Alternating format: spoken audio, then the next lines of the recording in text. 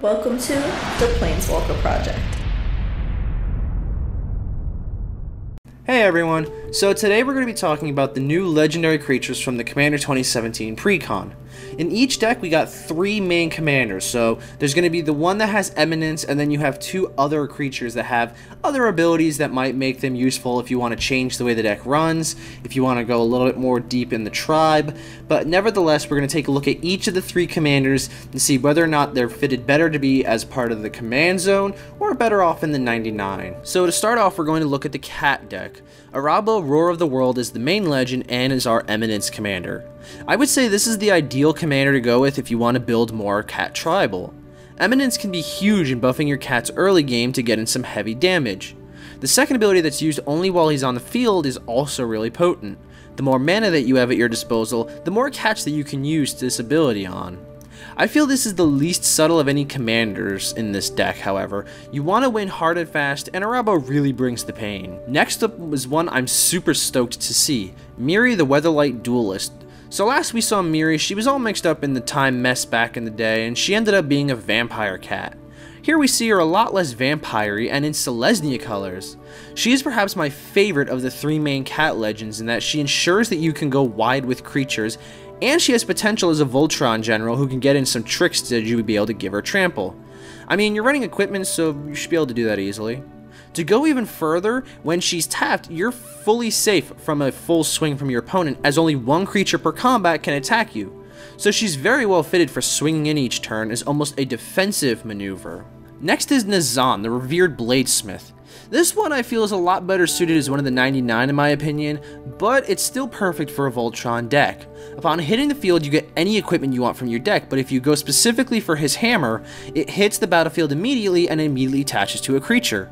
This is a really good trick to use, and while I don't normally like cards that look for specifically named cards, because this one is a little bit more flexible and that you don't have to just look for his hammer, I feel this one's pretty good. Alright, moving on to dragons. This one might very well be my favorite deck of the 4. Starting off, we have the Dragon, not just the Scion, although he does make an appearance in this deck as well, but this is our Eminence Dragon. It makes all the dragon spells cost 1 mana less to cast, and not only that, but when you swing in with dragons, you get to draw that many cards, and then drop a permanent into play for free. That can be a really broken move given that a lot of the best cards in the deck cost a lot of mana, and playing anything for free is always a good trick. We also have Okagachi, who I feel honestly is the weakest legend of all the commanders in this precon set.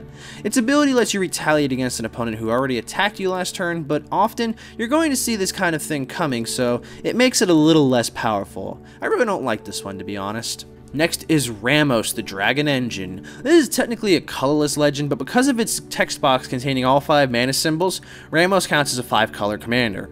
This makes him really useful and very easy to cast.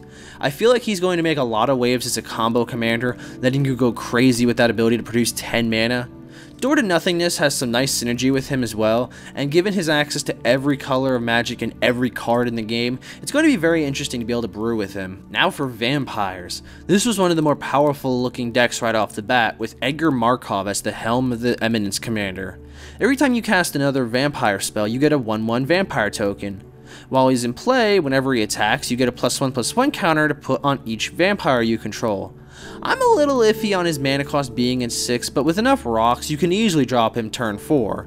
I really like how he offers a great deal of swarm and power, and I was very correct in assuming that +1/+1 counters was going to be a viable strategy for vampires.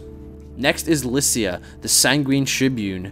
She costs a mana less for every life you've gained this turn, so given the amount of life gain that this deck is able to generate, you can easily drop her for just 3 mana.